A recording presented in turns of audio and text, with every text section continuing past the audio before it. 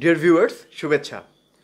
একটি প্রশ্ন আমি বারবার ছাত্রদের কাছ থেকে পাই, আমার কমেন্টে হোক, স্টুডেন্টরা অনেকেই আমাকে প্রশ্ন করে যে স্যার, আইএলস রিডিংয়ের স্ট্র্যাটেজিটা কী বা মূল টেকনিকটা কী, আসলে কী কারণে, মানে কোন জিনিসটি ফলো করলে আসলে আইএলস রিডিংয়ে একটা ভালো স্কোর তোলা সম্ভব।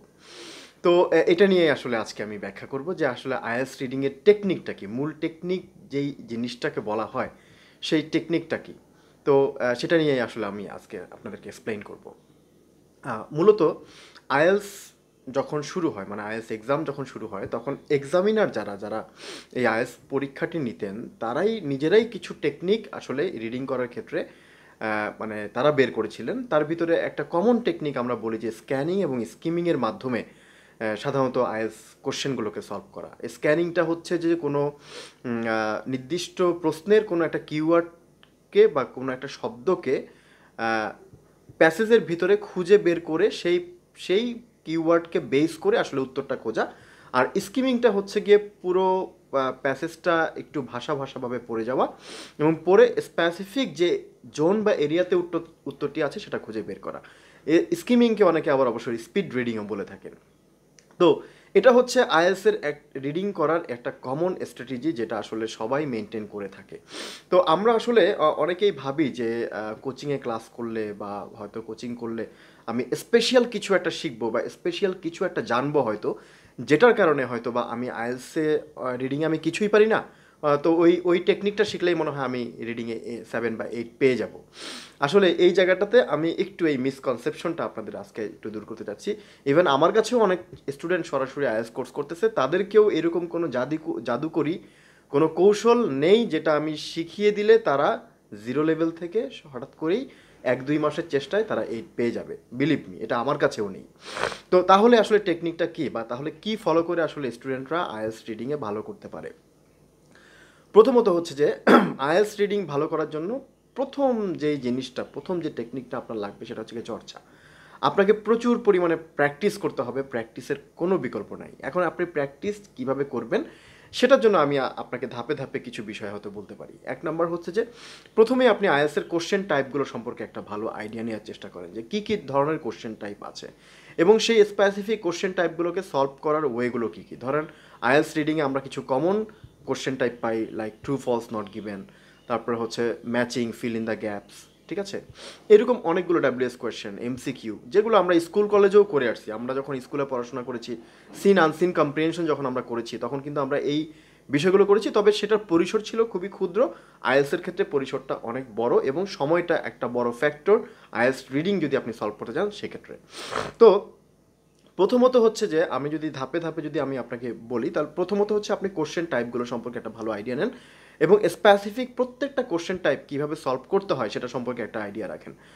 ধরেন ট্রু ফলস নট গিভেন, এই ট্রু ফলস নট গিভেন যে কোশ্চেন টাইপটা আছে, এই কোশ্চেন টাইপটা কখনো কখনো আমরা কিওয়ার্ড ধরে আমরা এটাকে সলভ করতে পারি, আবার কখনো কখনো আমাদেরকে প্যারাফ্রেসিং করে বা প্যারাফ্রেসিংয়ের মতো করে ভাবার্থ জেনে আমাদেরকে সলভ করতে হয়। তাহলে দুইভাবে আমরা এটা সলভ করতে পারি। একটা হচ্ছে কি কিওয়ার্ড ধরে, most of the case keyword ধরেই আমরা করি, যে মৌলিক যে শব্দটা আছে সেটা খুঁজে সেটার সাথে আমার তথ্যটা কি মিলেছে না মিলেনি, অথবা তথ্যটা নাই, এই ধরনের কিছু চিন্তা মাথা থেকে এনে তারপরে হচ্ছে আমাদেরকে সেগুলো সলভ করতে হয়। এখন কথা হচ্ছে আমি আপনাকে শিখিয়ে দিলাম ওকে যে ট্রু হচ্ছে কি যদি তথ্য মিলে যায় তাহলে ট্রু, তথ্য যদি থাকে বাট রিভার্স তথ্য, উল্টো তথ্য দেওয়া আছে তাহলে হচ্ছে ফলস, আর তথ্য দেয়াই নাই তাহলে হচ্ছে গিয়ে নট গিভেন। তো দেখা যায় যে যাদের ইংরেজির বেসটা ভালো না, যারা ইংরেজি দীর্ঘদিন ধরে রিডিং পড়ার অভ্যাস যাদের নাই, হঠাৎ করে আইএলটিএস রিডিংয়ে এসে এই যে একটা টিপস আমি দিলাম এটা ফলো করে কিন্তু সে IELTS true false not given solve করতে পারবে না 100%। হ্যাঁ, সে ট্রু ফলস নট গিভেন যখন সলভ করতে যাবে তখন দেখা যাবে যে তার ফলস এবং নট গিভেনের মধ্যে সে বেশ ভেজাল করে ফেলতেছে, মাঝে মাঝে ট্রু এবং নট গিভেনের মধ্যেও ঝামেলা করে ফেলে। তাহলে মূল বিষয়টা হচ্ছে আপনি যখন আইএলটিএস রিডিং যখন আপনি করতে যাবেন তখন আপনি যদি খুবই বিগিনার লেভেলের যদি আপনি ইংলিশ ইউজার হয়ে থাকেন, যদি আগে থেকে ইংরেজি রিডিং পড়ার কোনো ধরনের আইডিয়া বা ধারণা যদি আপনার না থেকে থাকে, তাহলে আমি যেটা বলবো সেটা হচ্ছে গিয়ে আপনারা ওই এখন যেটা হয়, এখন কোচিংগুলোতে সাধারণত 7 থেকে 15 পর্যন্ত যে বইগুলো আছে সেগুলোর প্র্যাকটিস করা রিডিংয়ের জন্য। কিন্তু আপনি যেহেতু একটু বিগিনার লেভেলের, আপনি 1 থেকেই ধরেন 1 থেকে 15 পর্যন্ত পুরো বইগুলো প্র্যাকটিস করেন। ক্যামব্রিজের যে বইগুলো আছে সেগুলোর কথা বলছি। 1 থেকে 15 পর্যন্ত সবগুলো বই আপনি প্র্যাকটিস করেন। এরপরে হচ্ছে যে আপনি প্রত্যেকটা কোশ্চেন টাইপের উপরে রিসার্চ করেন যে এই কোশ্চেন টাইপটা কীভাবে করতে হয়। এই কোশ্চেন টাইপের উপরে ইউটিউবে অনেক ভিডিও দেওয়া আছে। হ্যাঁ, এটা বাংলায়ও আমাদের অনেক দেশীয় অনেক ভালো ভালো চ্যানেল আছে যারা অনেক ভালো, আমি স্পেসিফিক নাম বলছি না, এটা আপনারা সবাই জানেন। তো এই চ্যানেলগুলোর ভিডিওগুলো দেখবেন। আমাদের চ্যানেলেও রিডিংয়ের উপরে কিছু ভিডিও দেওয়া আছে, যেটার প্লেলিস্টটা আমি আমার ভিডিও ডেসক্রিপশনে দিয়ে দিলাম, আপনারা এখান থেকে দেখে নেবেন। ঠিক আছে? তো এরপর হচ্ছে গিয়ে হিন্দিতে আছে, উর্দুতে আছে, ইংলিশ লেকচার দিয়ে আছে। তো ওই প্রত্যেকটা কোশ্চেন টাইপের উপরে যে মানে ভিডিওগুলো দেওয়া আছে এগুলো আপনি দেখবেন। দেখলে কি হবে, ওই কোশ্চেন টাইপের উপরে একটা প্রপার একটা আইডিয়া আপনার হয়ে যাবে। এরপরে কোন কোশ্চেন টাইপটা আপনি কিভাবে সলভ করবেন, ধরেন কোনো কোশ্চেন টাইপ আছে যেগুলো হচ্ছে গিয়ে আপনি কিওয়ার্ড বেস করে করবেন, মানে কিওয়ার্ডটা অর্থাৎ কোশ্চেন থেকে কোনো একটা শব্দ নিয়ে প্যাসেজে সেটা খুঁজবেন, এবং সেটা কিভাবে খুঁজবেন, স্ক্যানিং করার মাধ্যমে খুঁজবেন। আবার কিছু আছে যেটা হচ্ছে কি আপনি কোশ্চেন টাইপ দিয়ে মানে কিওয়ার্ড ধরে করতে পারবেন না, অর্থাৎ কোশ্চেন পড়ে তার ভাবার্থ বুঝে প্যাসেজ থেকে তার ভাবার্থর সাথে মিল কোথায় আছে সেটা বের করে আপনাকে উত্তরটা দিতে হবে। সেগুলো সাধারণত আমি বলে থাকি ক্রিটিক্যাল বা সেমি ক্রিটিক্যাল টাইপ কোশ্চেন। তো এই কারণে যারা আসলে আইএলটিএস রিডিং নিয়ে খুবই ফাইট করছেন তাদেরকে বলবো যে শর্ট ট্রিপ বা শর্ট টেকনিকে আপনি রিডিং সলভ করতে পারবেন না। এর মানে এই না যে আপনি পারবেন না, আপনি অবশ্যই পারবেন, বাট আপনি শর্ট ট্রিপ বা শর্ট টেকনিকে আপনি পারবেন না। আমি যেটা বললাম সেটা আপনারা করতে পারেন, সেটা করে দেখতে পারেন, আমার মনে হয় যে এটা আপনার জন্য বেনিফিট নিয়ে আসবে। প্রথমত হচ্ছে প্রত্যেকটা কোশ্চেন টাইপের উপরে খুব ভালো একটা আইডিয়া নেন। প্যাসেজ নিয়ে এত বেশি মাথা ঘামানোর কোনো প্রয়োজন নাই, কোশ্চেন নিয়ে মাথাটা বেশি ঘামানোর চেষ্টা করেন। প্রত্যেকটা কোশ্চেন টাইপের উপর রিসার্চ করেন, প্রত্যেকটা কোশ্চেন টাইপ আপনার মাথার ভিতরে ঢুকিয়ে রাখেন। ঠিক আছে, যে এই কোশ্চেন টাইপটা এইভাবে সলভ করতে হয়। এরপরে যখন আপনি সলভ করতে যাবেন তখন দেখবেন যে আপনি ধারণা করেছেন এক জায়গায় উত্তর, কিন্তু হয়েছে আরেক জায়গায় উত্তর। এটা কেন হয়েছে? কারণ হচ্ছে কি আইএলটিএস এর কোশ্চেনগুলোতে ক্রিটিক্যাল এবং সেমি ক্রিটিক্যাল টাইপগুলো কোশ্চেনগুলো এমনভাবে আপনার ভিতরে কনফিউশন তৈরি করবে যে আপনার কাছে মনে হবে যে এই উত্তরটাই সঠিক, কিন্তু আসলে ওই উত্তরটা সঠিক না। কেমন? যেমন কোশ্চেনটা সলভ করতে হবে ভাবার্থ দিয়ে, কিন্তু ওইখানে এমন একটা শব্দ দিয়ে দিবে যে শব্দটা ওই প্যাসেজের কোনো না কোনো জায়গায় আছে, কিন্তু মূল ব্যাপার হচ্ছে কি ওই শব্দের সাথে ওই শব্দ যেখানে আছে সেখানে কিন্তু উত্তরটা নাই। তার মানে আপনি যখন কিওয়ার্ড ধরে করতে যাবেন, ভাবার্থর যে মানে কোশ্চেনটা সেটা যখন আপনি কিওয়ার্ড ধরে করতে যাবেন তখন কি হবে, ওই স্পেসিফিক একটা ওয়ার্ড আপনাকে এমন একটা জায়গায় নিয়ে আটকে দিবে এবং এমন একটা জায়গায় আপনাকে বারবার ঘোরাবে যে আপনি সঠিক উত্তরের জায়গায় আসতেই পারবেন না। এটা একটা কনফিউশন তৈরি করে। যখন আমরা আইএলটিএস করি, যখন আমরা আইএলটিএস মানে রিডিং যখন আমরা সলভ করি, তখন কিন্তু এই সমস্যাটা কিন্তু অনেক স্টুডেন্টেরই হয় যে এইখানে ভাবছি, এখানে না হয়ে উত্তরটা হচ্ছে এখানে দেওয়া আছে। আপনি হয়তো প্যারাগ্রাফের শুরুতে ভাবছেন, উত্তরটা দেওয়া আছে প্যারাগ্রাফের শেষে। তো এইরকম কিছু স্কিল আছে, এটা আসলে করতে করতে আপনার হয়ে যাবে। আপনি যত বেশি প্র্যাকটিস করবেন তত আপনার এই স্কিলটা আস্তে আস্তে আপনার ভিতরে গ্রো করবে, যে আপনি তখন বুঝবেন যে আসলে এই কোশ্চেন টাইপগুলোকে কীভাবে সলভ করতে হয়। মেইনলি হচ্ছে কোশ্চেন টাইপ। আপনি কোশ্চেন টাইপগুলোর উপরে রিসার্চ করেন, কোশ্চেন টাইপগুলোর উপরে প্রত্যেকটা ট্রু ফলস নট গিভেনের উপরে ইউটিউবে যত ভিডিও আছে সব ভিডিও দেখে ফেলেন।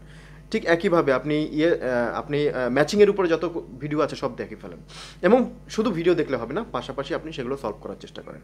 আমার মনে হয় যে এই স্ট্র্যাটেজিটা যদি আপনি ফলো করেন তাহলে হয়তো স্বল্প মেয়াদি না, যে এক মাসে আপনি আইএলটিএসে খুব ভালো রেজাল্ট করে ফেলবেন রিডিংয়ে, এরকম না। আপনার একটু সময় লাগবে, একটু দীর্ঘমেয়াদী সময় নিয়ে যদি আপনি প্র্যাকটিস করেন তাহলে আশা করি হয়ে যাবে। আর এর আগে আমি আমার এক ভিডিওতে বলেছিলাম মেইনলি হচ্ছে কি আমরা দুইভাবে কোশ্চেনটা সলভ করি, একটা হচ্ছে কিওয়ার্ড বেস আর একটা হচ্ছে প্যারাফ্রেসিং বেস। কিওয়ার্ড জিনিসটা কি? কিওয়ার্ড হচ্ছে কি স্পেসিফিক যে ওয়ার্ডটা আছে কোশ্চেনের সেই ওয়ার্ডটাই আমি মানে অ্যান্সার প্যাসেজের ভিতর থেকে আমি অ্যান্সারটা বের করার চেষ্টা করব। আর প্যারাফ্রেসিংটা হচ্ছে যে ওই যে কোশ্চেনের যে সেন্টেন্সটা দেওয়া আছে এই সেন্টেন্সটার ভাবটা বুঝে, মানে এর সিনোনিমস দ্বারা, হয়তো স্পেসিফিক ওই কিওয়ার্ডটা আপনি পাবেন না, এর সিনোনিমসটা আপনি পেয়ে যাবেন, অথবা সিনোফ্রেজটা আপনি পেয়ে যাবেন। তো সেই সিনোনিমস বা সিনোফ্রেজের ভাবটাকে বুঝে তারপরে আপনাকে প্যাসেজ থেকে কোশ্চেনটা সলভ করতে হবে।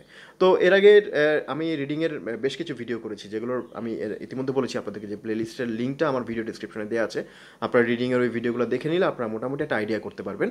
তো যেহেতু আমাদের মানে যখন আমরা মানে রিডিং যখন আমরা করব তখন আমাদেরকে দুটো ওয়েতে করতে হয়। একটা হচ্ছে কি প্যারাফ্রেসিং বেস, মানে আপনার ভিতরে প্যারাফ্রেসিং জিনিসটার নলেজ থাকতে হবে। অনেকে বলতে পারেন যে স্যার প্যারাফ্রেসিং তো মেনলি আমাদের রাইটিংয়ের জন্য লাগে। হ্যাঁ, প্যারাফ্রেসিংটা মেনলি আমাদের রাইটিংয়ের জন্য লাগে, কিন্তু প্যারাফ্রেসিং স্কিল যার ভালো আছে, মানে যে প্যারাফ্রেসিং খুব ভালো করতে পারে, বুঝতে পারে, সে কিন্তু রিডিংয়েও এটার একটা অ্যাডভান্টেজ পায়। কীভাবে অ্যাডভান্টেজ পায়?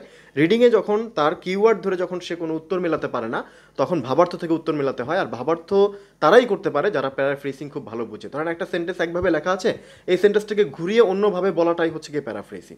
একটা সেন্টেন্স অ্যাক্টিভ ভয়েসে আছে, এটাকে প্যাসিভ ভয়েসে বলাটাই হচ্ছে প্যারাফ্রেজিং। একটা সেন্টেন্স সিম্পল সেন্টেন্স আছে, এটাকে কমপ্লেক্স সেন্টেন্সে বলাটাই কিন্তু হচ্ছে প্যারাফ্রেজিং। তো এইভাবে করে একটা সেন্টেন্সকে ঘুরিয়ে, আর আইএলটিএসের প্যাসেজগুলোর সিস্টেমগুলো এমন হয় যে প্যাসেজগুলোতে আপনার মানে যে সেন্টেন্সগুলো থাকে, এই সেন্টেন্সগুলো একটা সাধারণ কথা, মৌলিক কথা, মৌলিক যে শব্দটা সেটাকে পেঁচিয়ে অনেক লম্বা করে ফেলবে। মানে এটার কতগুলো ছোট ছোট ফ্রেজ দিয়ে এই সেন্টেন্সটাকে অনেক বড় করে ফেলবে, যার কারণে ওই যে ছোট ছোট যে ফ্রেজগুলো এগুলো ভেঙে ভেঙে যদি আপনি মিনিং করতে না পারেন, সেটা কিন্তু আপনার জন্য ওই সেন্টেন্সের মিনিং করাটা তখন কিন্তু টাফ হয়ে যায়। তো এটা একটা দক্ষতার বিষয়, আর এই দক্ষতাটা দীর্ঘমেয়াদী প্র্যাকটিসের মাধ্যমে আসে। যেহেতু আইএলটিএস রিডিংয়ের একটা গুড সাইন হচ্ছে যে এই রিডিংয়ের জন্য আপনার কোনো টিচারকে দিয়ে অ্যাসেস করাতে হবে না, মানে এটা আপনি চাইলে ঘরে বসেই প্র্যাকটিস করতে পারেন। তাই আমার মনে হয় যে আপনারা যেটা বললাম, আপনি হচ্ছে গিয়ে প্যারাফ্রেসিংয়ের মাধ্যমে, প্যারাফ্রেসিং কী জিনিস তার উপর আমার এই চ্যানেলে একটা ভিডিও দেওয়া আছে, যেটা এই প্লেলিস্টে পেয়ে যাবেন, সেটা একটু দেখে নেবেন। আর কিওয়ার্ড দিয়ে আপনি কীভাবে সার্চ করবেন তার উপরেও ভিডিও দেওয়া আছে, সেটাও আপনারা একটু কষ্ট করে দেখে নেবেন। তো এই দুটোর মাধ্যমে যদি আপনারা যদি রিডিংটা প্র্যাকটিসটা যদি রেগুলার করে যান এবং 1 থেকে 15 পর্যন্ত বই পুরোটাই যদি আপনারা শেষ করতে পারেন, আশা করি যে আপনাদের রিডিং স্কিল অনেকটাই সলভ হবে। তবে খুব মনোযোগ দিয়ে করতে হবে। আর প্রথম আপনি সময়ের দিকে নজর না দিয়ে প্রথম কারেক্ট অ্যান্সারের দিকে আপনি সময় দেন, তারপরে গ্র্যাজুয়ালি আস্তে আস্তে আপনি সময়ের দিকে নজর দিবেন। আর প্রত্যেকটা কোশ্চেন টাইপের উপরে যদি আপনি খুব ভালো আইডিয়া নিতে পারেন, আশা করি যে আপনার মানে ইংলিশ রিডিংয়ে বা আইএলটিএস রিডিংয়ে আপনি খুব ভালো করতে পারবেন। বিশেষ কোনো টেকনিক ব্যক্তিগতভাবে আমারও জানা নাই, আমি ছাত্রদেরকে প্রচুর প্র্যাকটিস করাই এবং প্রচুর প্র্যাকটিস করাই। প্রথমে বেসিক কিছু করাই, তারপরে হচ্ছে যে আপনার আইএলটিএস রিডিংটা করাই। তো যার কারণে দেখা গেছে যে আমার স্টুডেন্টরাও কিন্তু দীর্ঘমেয়াদী যে ভালো রেজাল্ট করে, এটা শর্ট টার্মে যে কেউ ভালো রেজাল্ট করে ফেলে ব্যাপারটা এরকম না। আর যারা শর্ট টার্মে ভালো রেজাল্ট করে তাদের ব্যাপারে একটু বলি। অনেকে ধারণা যে আইএলটিএস কোর্স করেছে 1 মাস হলো, 1 মাসেই সে 8 পেয়ে গেল। কী করে পেয়ে গেল? আসলে দেখেন, যে 8 পেয়েছে সে দীর্ঘদিন ধরে হয় ইংলিশ নিউজ পেপার রিডিং পড়ছে, না হলে ম্যাগাজিন রিডিং পড়ছে, না হলে আর্টিকেল রিডিং পড়ছে। তার রিডিং পড়ার কিন্তু একটা হ্যাবিট আছে। তো শুধুমাত্র ভোকাবুলারি বা মানে সিনোনিম জানলেই যে আপনি রিডিং স্কিল ভালো হবে তা না। রিডিং পড়তে পড়তে রিডিং আন্ডারস্ট্যান্ডিং একটা ক্ষমতা আছে, এটা কিন্তু চলে আসে মানুষের। তো যখন যারা দীর্ঘমেয়াদী, যারা মোটামুটি একটু স্কুলে ভালো রেজাল্ট করে মানে ইংলিশ পরীক্ষাগুলোতে, তারা দেখা যায় যে তাদের ভিতরে এই স্কিলটা অটোমেটিক গ্রো করে ফেলে। আমি হচ্ছে যে ক্লাস 8 থেকে মোটামুটি ইংলিশ পত্রিকা পড়ি। আমার একটা অভ্যাস ছিল, বুঝতাম না কিছু, অলমোস্ট 90% ওয়ার্ডের কিছুই বুঝতাম না, বিলিভ মি, কিচ্ছু বুঝতাম না আমি। তারপর আমি পড়তাম। ইভেন এমনও হয়েছে যে এক ওয়ার্ডকে আমি 50 বার লিখেছি, 50 বার ভুলে গেছি। আপনারা যারা ইংলিশ নিউজ পেপার রিডিং পড়ছেন তাদের ক্ষেত্রেও কিন্তু সেম হওয়ার কথা। তাহলে দেখেন, আমি ক্লাস 8 থেকে ইংলিশ নিউজ পেপার সপ্তাহে 1 দিন রাখতাম। আমি মেনলি ডেইলি স্টারটা রাখতাম। তারপরে একটা সময় যে আমি রিডার ডাইজেস্ট পড়ি বা টাইমস ম্যাগাজিন পড়ি, এগুলো আমি ধীরে ধীরে পড়া শুরু করি। তো এটা কিন্তু একটা দীর্ঘমেয়াদী চর্চার বিষয়। আমি যখন 2003-এ যখন আইএলটিএস পরীক্ষা দিই, তখন হচ্ছে যে মানে আমার স্কোর অনেক বেশি ভালো আসেনি, আবার একবারে খুব খারাপও আসেনি। কিন্তু আমার একটা বড় যেটা হেল্প হয়েছে সেটা হচ্ছে যে ওই আমি যে ক্লাস 8 থেকে যে আমি মানে ইংলিশ নিউজ পেপার রিডিং পড়তাম, সেটা আমাকে হেল্প করেছে আইএলটিএস রিডিংটা বোঝার ব্যাপারে। আইএলটিএস রিডিংটা ওই সময় আমার কাছেও খুব কঠিন লেগেছিল। এবং প্রথমবার যখন আমি পরীক্ষা দিই, মানে আমি যখন আমি প্রথমবার যখন আইএলটিএস রিডিংয়ের কোনো একটা টেস্ট দিই, তখন আমার মনে আছে যে 40টার ভিতরে আমার 10টা হয়েছিল। অবশ্য আমি কিন্তু অনেক আগে থেকে মানে নিউজ পেপার রিডিং পড়ে আসতাম, তারপরেও কিন্তু 10টা হয়েছিল। তারপরে গ্র্যাজুয়ালি এটা উঠতে উঠতে একটা সময় যে 30-32টা পর্যন্ত হয়েছে। তো এটা অনেক আগের কথা, যেহেতু 2003-এ পরীক্ষা দিয়েছি বলেছি, আপনারা বুঝতেই পারছেন অনেক আগে পরীক্ষা দিয়েছি। এর মাঝখানে আর আমার পরীক্ষা দেওয়া হয়নি, কারণ আসলে ইংলিশ ল্যাঙ্গুয়েজ টিচিংটাকে আমি সবসময় পার্ট টাইম হিসেবে নিয়েছিলাম, যার কারণে এটার ব্যাপারে আমি কখনোই অত বেশি সিরিয়াস ছিলাম না। এখন হয়তো বা এটা আমার একটা পেশায় পরিণত হয়ে গেছে, আমি আদার্স টাইপেরও অনেক ধরনের জব করেছি। তো মূল ব্যাপারটা হচ্ছে গিয়ে, আপনি যখন আইএলটিএস রিডিং যখন আপনি করা শুরু করবেন, তখন হয়তো প্রথম আপনার 4টা 5টা 6টা 7টা 8টা 10টা এরকম হবে। এটা নিয়ে ভয় পাওয়ার কিছু নেই, এটা নিয়ে মানে ওরিড হওয়ারও কিছু নেই। আমি যে স্ট্র্যাটেজি বললাম, কোশ্চেন টাইপগুলোর উপরে রিসার্চ করে ফেলেন, প্রত্যেকটা কোশ্চেন টাইপ নিয়ে একবারে রিসার্চ করে ফেলেন, 1 মাস সময় নিয়ে রিসার্চ করে, এবং পাশাপাশি প্র্যাকটিস করতে থাকেন। আর সাথে ওই যে স্ক্যানিং এবং স্কিমিংয়ের মাধ্যমে আপনি মানে কিওয়ার্ড ফাইন্ড আউট করার চেষ্টা করেন, আপনি প্যারাফ্রেসিংয়ের মাধ্যমে এটা বোঝার চেষ্টা করেন। আমার মনে হয় যে গ্র্যাজুয়ালি আপনার মার্ক বাড়তে থাকবে। এটা আশা করবেন না যে 10টা হচ্ছে এখন, কোনো একটা স্ট্র্যাটেজি ফলো করলে এর সাথে সাথে 30টা হয়ে যাবে, অসম্ভব। আপনার 10টা থেকে আগে 10টা যদি হয়ে থাকে, নেক্সট টার্গেট নেন যে আমি পরের টেস্টগুলোতে আমি হচ্ছে গিয়ে 10 থেকে 12টা বা 15টা করার চেষ্টা করবো। 12টা-15টা হয়ে গেলে তারপরে 20টা করার চেষ্টা করবো, তারপরে 20টা কারেক্ট হয়ে গেলে 25টা করার চেষ্টা করবো। এইভাবে গ্র্যাজুয়ালি একটু আগানোর চেষ্টা করেন, তাড়াহুড়া করবেন না। তাড়াহুড়া করলে কিন্তু রেজাল্ট ভালো আসবে না। আমি যেটা বললাম এটাই সত্য। আমার কথাকে যদি কেউ মিথ্যা প্রমাণ করতে পারেন তাহলে করে দেখান, আমার মনে হয় পারার কথা না, কারণ আমি দীর্ঘদিন ধরে আইএলটিএস টিচিং দিচ্ছি, আমি জানি আসলে এটার ভিতরে কী আছে। তো সুতরাং আমি বলবো আপনাদেরকে, যারা আসলে আইএলটিএস প্রিপারেশন নিচ্ছেন, তারা যদি হোম প্র্যাকটিস করে থাকেন, টিচারের যদি হেল্প নেন তাহলে তো টিচার অবশ্যই আছে হেল্প করার জন্য, ঠিক আছে? তো তাদের কাছ থেকে তো স্পেসিফিক আরও একটু গভীরভাবে আরও কিছু ছোটোখাটো টেকনিক আছে, সেগুলো অবশ্যই শিখে নেবেন। সেই টেকনিকগুলো সাধারণত কোশ্চেন বেস হয়ে থাকে, যেমন ট্রু ফলস নট গিভেনের জন্য কী টেকনিক হয়, তারপর হচ্ছে গিয়ে ম্যাচিংয়ের জন্য কী টেকনিক হয়, এগুলো আমি আমার ছাত্রদেরকেও শেখাই, ঠিক আছে? তবে টেকনিক অনেক বেশি হেল্প করে না, এটা মাথায় রাখবেন। টেকনিক হেল্প করে যারা মোটামুটি মিডিয়াল লেভেলের স্টুডেন্ট তাদের জন্য, কিন্তু যারা একটু পুয়ার লেভেলের স্টুডেন্ট তাদের জন্য টেকনিকটা পরিপূর্ণ হেল্প করে না। তাদেরকে আগে স্কিল আনতে হবে, পরে তাদের টেকনিকটা অ্যাপ্লাই করলে তখন হয়তো বা কাজে দিবে। তো ডিয়ার ভিউয়ার্স, আমি জানি না আমার এই ভিডিওটি আসলে আপনাদের জন্য কাজে লেগেছে কি না। যদি কাজে লেগে থাকে, যদি ভালো লেগে থাকে, তাহলে বন্ধুদের সাথে শেয়ার করে দিবেন। আর আপনি আমার এই চ্যানেলে নতুন হয়ে থাকলে অবশ্যই চ্যানেলটি সাবস্ক্রাইব করে দিবেন। আর অবশ্যই আমাদের সাথে লেগে থাকবেন, আমাদের সাথে লেগে থাকে আমাদের কাছ থেকে আমরা চেষ্টা করছি আপনাদের জন্য ভালো কিছু মেক করার জন্য। আমি জানি না কতটুকু হেল্প করতে পারছি, বাট চেষ্টা করছি আপনার জন্য ভালো কিছু মেক করার জন্য। তো নেক্সট ভিডিওটি দেখার আমন্ত্রণ জানিয়ে আজকে এখানেই শেষ করছি। Thank you very much.